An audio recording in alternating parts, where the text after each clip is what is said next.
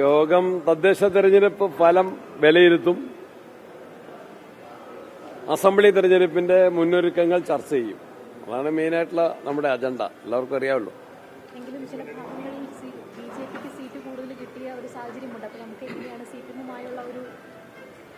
ഇല്ലില്ല, ജനങ്ങളുടെ വിധി എന്താണോ അതിനെ അംഗീകരിക്കും. അതാണ് കോൺഗ്രസിന്റെ നയം. ബിജെപിക്ക് അങ്ങനെ വലിയൊരു വളർച്ചയൊന്നും ഉണ്ടായിട്ടില്ല. UDF ആണ് ശക്തമായ മുന്നേറ്റം കാഴ്ചവെച്ചത് തെരഞ്ഞെടുപ്പ്. എല്ലാവർക്കും അറിയാമല്ലോ.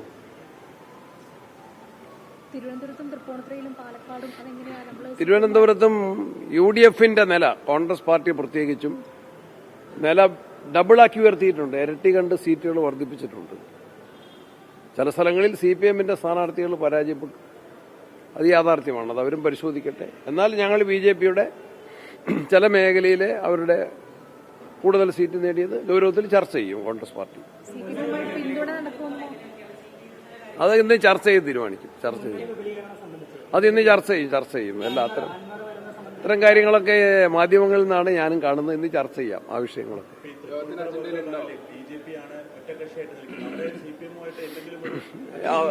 അത്തരം കാര്യങ്ങളൊന്നും ആലോചിച്ചിട്ടില്ല. നിയമസഭാ തെരഞ്ഞെടുപ്പിന്റെ ചർച്ചകളിലേക്ക് കടക്കുകയാണ്. ആ ചർച്ചകളുടെ പ്രാരംഭം എങ്ങനെ ചർച്ച തുടങ്ങണമെന്ന് ചർച്ച ചെയ്യാം.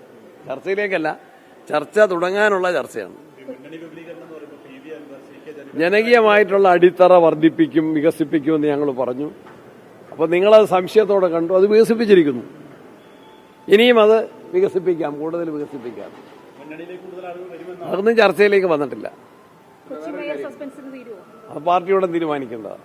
എറണാകുളം DCC ഇവിടുത്തെ നേതാക്കന്മാർക്കും കൌൺസിലർമാർക്കും അതിനുള്ള ചുമതലയുണ്ട്. അവരത് സമയത്ത് ഉചിതമായ തീരുമാനമെടുക്കും.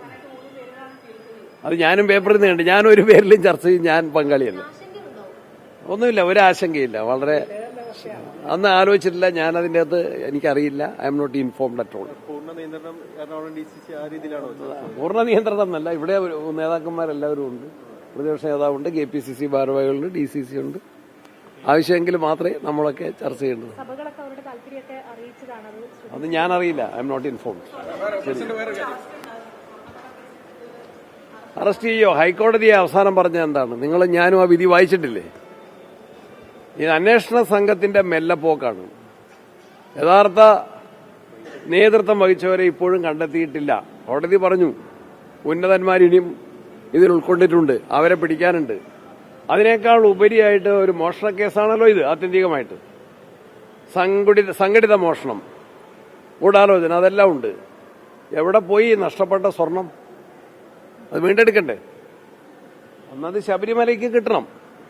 വിശ്വാസത്തിന്റെ ഭാഗമാണ്, സ്വത്ത് സംരക്ഷണത്തിന്റെ ഭാഗമാണ്. 2 കേസിന്റെ എവിഡൻസിന്റെ കൂടി ഭാഗമാണ്. നഷ്ടപ്പെട്ട മോഷണ വസ്തുക്കൾ കണ്ടെത്തി അത് തെളിവിന്റെ ഭാഗമാക്കിയിട്ട് സമർപ്പിക്കുക എന്നുള്ളതും കേസിന്റെ അന്വേഷണത്തിന്റെ ഭാഗമാണ്.